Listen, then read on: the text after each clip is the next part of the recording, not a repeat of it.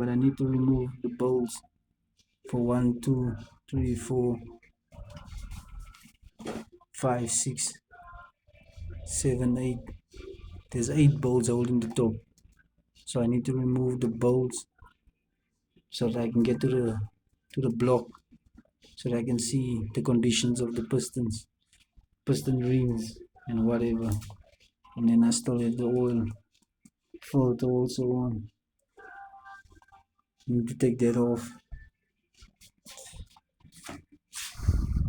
And this is the crank pulley,